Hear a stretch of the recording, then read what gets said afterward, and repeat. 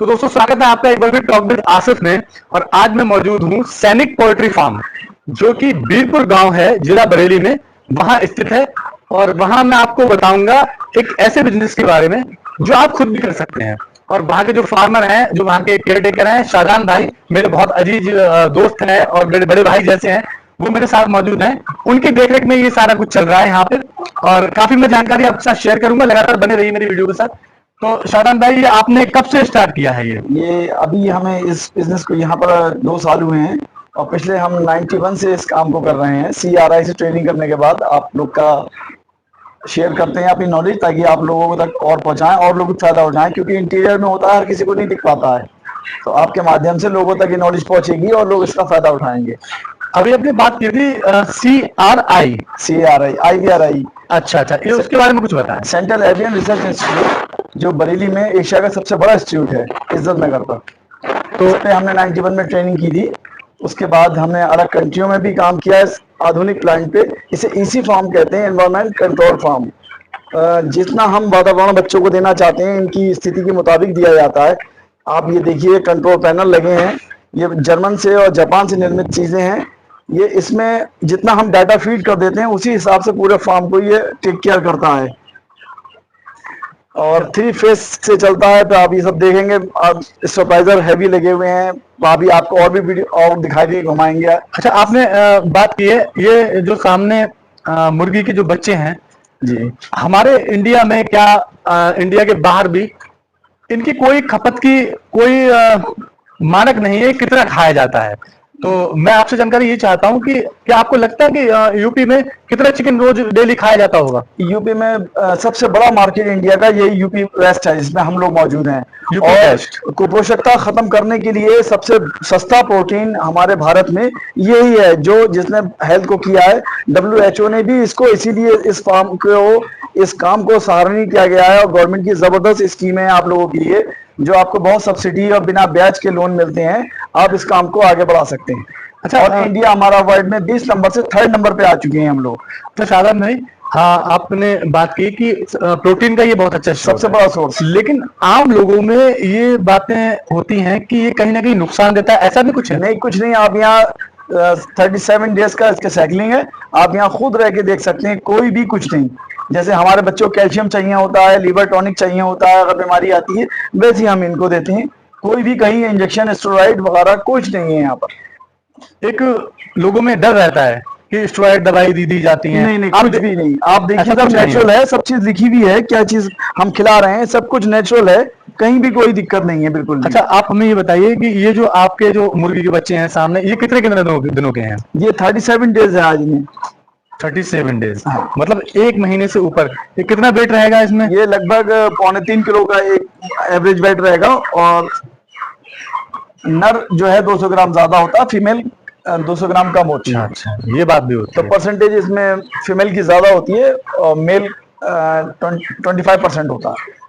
अच्छा, इनमें एक चीज और भी होती है कि बीमारियां बहुत जल्दी होती हैं इसमें, तो हाँ। उसके लिए आप क्या करते हैं? ये बहुत नाजुक बर्ड है, जरा से टेम्परेचर भी डाउन आने से इनको एकदम बीमारी लग जाती है जी। उसी समय हमें इनके अलग अलग तरीके की दवाइयां हैं। नेप्टोकेयर है, लिव 52 है हिमालय की, और इस तरीके की हम दवाइयां सब इनको प्रोवाइड करते हैं। जी। तो ये हमारे ऊपर्स हैं, इसमें हम सारा फीड डालते हैं। इसके थ्रू पूरे फार्म के अंदर दाना बच्चों को हर फीडर पे जाता है, आप देख रहे हैं। और उधर एग्जॉस्ट चल रहे हैं, जितनी भी इसमें स्मेल गैसेस हैं वो सब बाहर निकल रही हैं। आप बिल्कुल शुद्ध वातावरण में हैं। अमूमन ऐसा होता है कि हम पोल्ट्री फार्म के आसपास भी जाते हैं तो हमें बहुत तेज बदबू आती है, स्मेल बहुत तेज आती है। लेकिन हमें आए हुए काफी देर हो गई है यहाँ पे, किसी भी प्रकार की कोई भी स्मेल हमें यहाँ अभी नहीं लग रही है। और उसका कारण क्या है?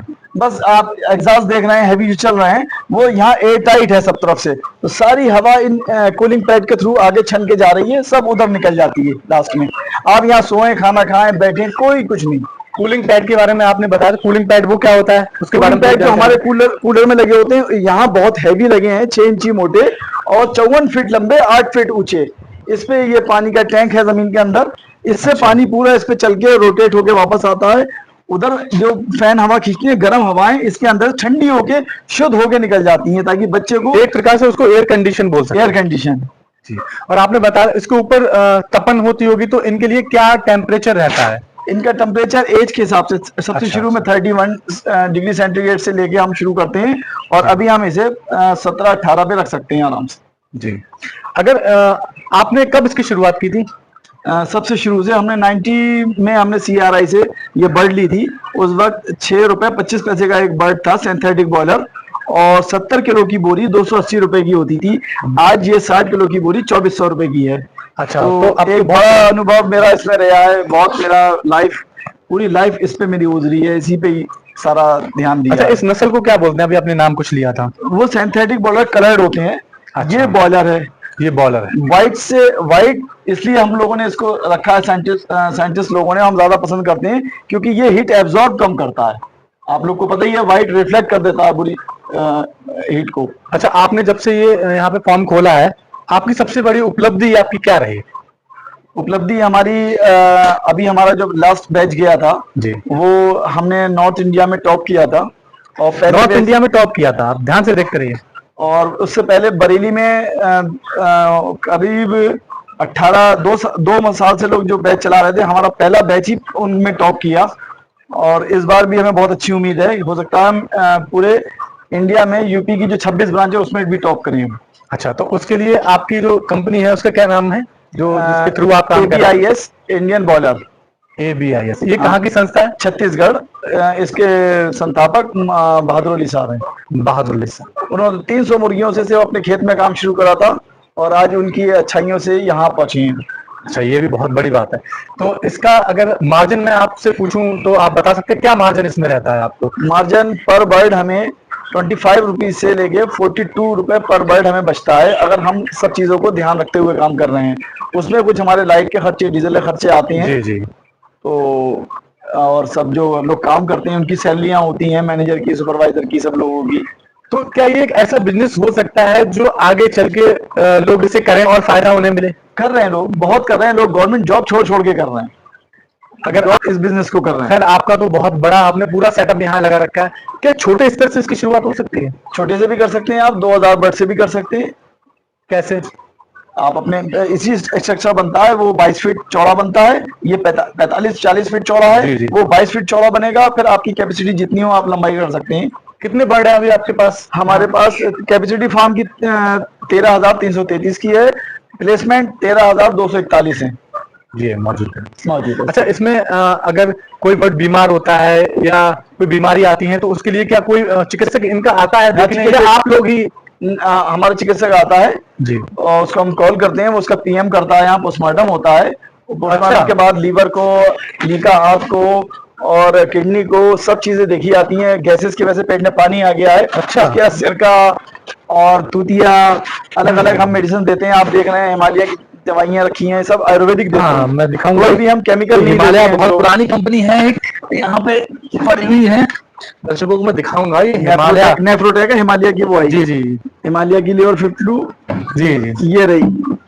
जी। ये वर्ल्ड की अच्छा, best- ये दवाएं चलती हैं? ये बताइए, लोग झूठ बोलते हैं, ये सिरका है आपके सामने, ऐसा नहीं, आप खुद देख लीजिए, कोई इंजेक्शन कोई चीज नहीं है यहाँ पर। अच्छा, चलो, जो डॉक्टर आपने बताया था कि डॉक्टर आते हैं, PM करते हैं बाकायदा, तो PM के जरिए उनको ये जानकारी, नॉलेज मिलती होगी कि आखिर कौन सी बीमारी, कौन सी बीमारी हमें ट्रीटमेंट करना है। उसी बच्चे की एज क्या है, जी, उसी जी। एज के हिसाब से कितनी परसेंटेज दवाई देना है, वो दवाई अप्लाई हम 3 खुराक देते हैं। उसके बाद अभी अगर कोई दिक्कत है, फिर उसके बाद दवाई की क्वांटिटी कम या बढ़ती की जाती है। जी जी। तो आपका ये, मैं आपको बहुत दिनों से मुझे पता है कि आपको बहुत बड़ा शौक रहा है ये, और आपने मुझे बताया था कि सबसे पहले आसिफ, मैंने जो शुरुआत की थी वो मैंने की थी छत के कमरे 10 बाई 12 कमरे में मैंने CRI से 250 सिंथेटिक बॉयलर लिए थे, और मैं उसमें बहुत सक्सेस हुआ था। अच्छा। सिर्फ मेरे 7 बच्चे मरे थे घर की छत पे आपने अगर किया था? उस टाइम इन्होंने अपने घर की छत पे वो पहला छोटा सा फॉर्म आप कह सकते हैं वो लगाया था। इन्वर्टर भी नहीं होता था, लैंटेनें होती थी और बताइए। नल से पानी दिया जाता था।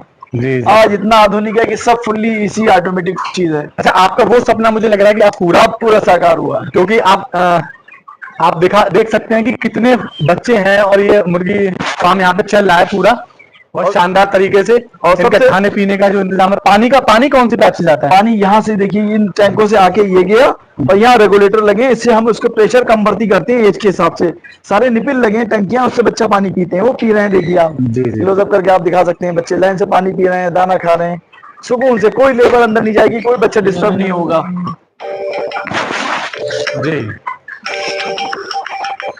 तो और भी और हाँ, और एक बात और मैं आपसे जानना चाहता हूँ कि हमारा जो ये जो आपका चल रहा है, ठीक है, तो ये कितने दिनों का प्रोसेस होता है कि एक बार आपकी बर्ड आई और ये कितने टाइम तक चलता है तब वो यहाँ से जाती हैं? ये टर्नओवर क्या रहता है? 37 डेज में ये मार्केट में चली जाती है। आज रात से ये पिकअप होंगी, लिफ्टिंग होगी। आज आप आए, अच्छी बात है, कल आते तो आपको फार्म खाली मिलता। अच्छा। आज लिफ्टिंग हो जाएगी, उसके बाद 15 दिन तक हम इसके फार्म को सैनिटाइज करेंगे, धुलाई सफाई करेंगे, फिर अगली बर्ड की तैयारी करेंगे। 50 दिन की टोटल सेटलिंग होती है अगली नेक्स्ट बर्ड आने के लिए। तो जो बर्ड जो है वो जो खाना खाती हैं, जो उनका चारा है, वो शादान भाई हमें आज दिखाएंगे कि कहाँ रखते हैं और कैसे रखते हैं उसको।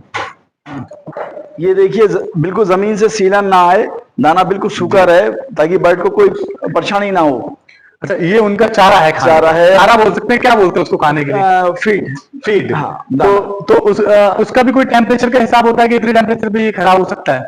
हाँ, लेकिन हमारा इतना सैगलिंग तेज है, एक ट्रक आता है, वो ट्रक हमारा 6 दिन में खत्म हो जाता है। तो वो इधर आता है, इधर ट्रक आते रहते हैं और जाते रहते हैं। जी जी, बहुत जल्दी जल्दी। बाकी हमारे ये टर्बो फैन लगे हैं, आप देख रहे हैं, ये यहाँ की सारा टेम्परेचर निकालते रहते हैं ताकि रोशनी भी रहे और यहाँ स्मेल बिल्कुल किसी चीज की कुछ भी ना हो। स्मेल तो नहीं है। तो ये जो है, ये किस कंपनी के आते हैं? ये आईवी कंपनी का अपना खुद का दाना है। इसमें 75% मक्का होती है, बाकी सोयाबीन होता है और 19 तरीके के विटामिन इंटीग्रेशन इसमें शामिल होते हैं। ये मतलब ये 36 दिन का आपका प्रोसेस अभी हो चुका है। हाँ। तो 36 दिन में कितना ये जो फीड है ये कितना खत्म हो जाता है? हमारा 900 बैग लग चुके हैं। अच्छा, 60 किलो का एक बैग है। एक बर्ड पे एवरेज आता है 3 किलो 200 ग्राम से लेके 4 किलो तक। अच्छा, तो एक बर्ड पे जी। ये जो फार्म है जो आपने लगाया है, इसकी लंबाई और चौड़ाई वो कैसे रहती है? ये हमारी इसकी चौड़ाई 40 फीट है और लंबाई 265 फीट है। 265 फीट? 65 फीट इसकी जो लंबाई है, और चौड़ाई 40 फीट। 40 फीट। तो इसका आपने इसका मानक अपना खुद का आपका अपना है, इतना होना ही चाहिए? ये इसके पूरे हमें ट्रेनिंग में बताया गया है कि किस किस जगहों पे ट्रॉपिकल कंट्री इनकन ट्रॉपिकल कंट्री में के हिसाब से इनके साइज चेंज होते हैं। आपने ट्रेनिंग कहाँ से ली थी? मैंने CRI से ली है, छत्तीसगढ़ से ली है और अदर कंट्री से भी ली है। ऑस्ट्रेलिया में भी काम किया है, गल्फ में अलवतनिया में काम किया है। अलवतनिया में आप काम कर चुका हूँ। तो वहां भी यही काम किया था? वहाँ इससे भी लेटेस्ट प्लांट था, वो भी इंडिया में आ चुके हैं, रुड़की में लग चुके हैं, बरेली में, पीलीभीत में लगने आ रहा है। जैन नेक्स्ट एक बड़ा सा जनरेटर वहां रखा हुआ है, 40 kV 3 फेस है। वो इससे अगर लाइट जाती है तो वो इस मशीनरी चलने में किसी चीज में बैकअप में कमी ना आए। जी।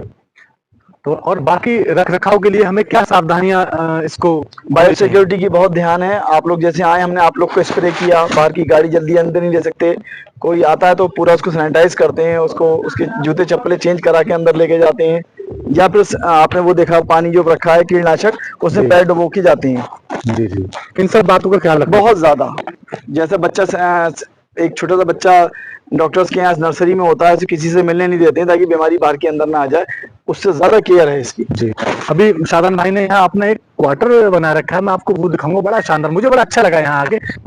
मैं आपको बता दूं, मैंने बहुत सारी वीडियो बनाई है लेकिन इतना अच्छा मुझे कहीं नहीं लगा। अभी मैं आपको दिखाता हूँ कि शादान भाई ने अपने रहने के लिए नेचुरल लाइफ, इससे अच्छी लाइफ कोई नहीं है।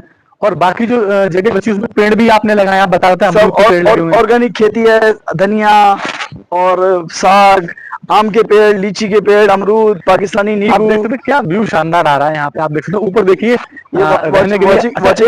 फार्म की दीवार है और शादान भाई का जो रूम है, क्वार्टर बनाया अपने लिए, वो भी बड़ा शानदार एक कॉटेज नुमा बनाया है। वो इसलिए बनाया कि आसपास ही रहे फार्म के। और आप देख सकते हैं कि शानदार फार्म पे आपकी मौजूदगी बहुत जरूरी है। आपके लोगों का उत्साह बढ़ता है अगर आप साथ में काम करते हैं, आप फार्म पे हैं तो हर वक्त आप बात कर रहे हैं अपने काम को। इन्फॉर्मेशन आपके पास, लेटेस्ट इन्फॉर्मेशन, रात बेरात में क्या गड़बड़ी है क्या नहीं गड़बड़ी है, तो वो आपकी नजर में रहती है। तो शादान भाई बहुत अच्छा लगा आपसे बात करके। और मैं ये चाहता हूँ कि ये जो आपका पोल्ट्री फार्म है, इसी प्रकार से जो युवा हैं बेचारे, जो बेरोजगार हैं, लेकिन उनके पास सारे साधन हैं, पैसा भी है, उनको समझ में नहीं आता कि किस वो मेरे पास आए, यहाँ मेरे पास, चाहे मेरे पास आए या कहीं ट्रेनिंग करें, लेकिन प्रैक्टिकल नॉलेज से बड़े कोई चीज नहीं होती है। मेरे पास रह के अगर वो काम करते हैं तो 3 बैच होते हैं, जाड़ा गर्मी बरसात, तीनों बैच मेरे साथ रह के सीखें और मैं उन्हें एक बहुत अच्छा रोजगार का अवसर सिखा दूंगा, वो काम करें और बहुत पैसा कमाएं।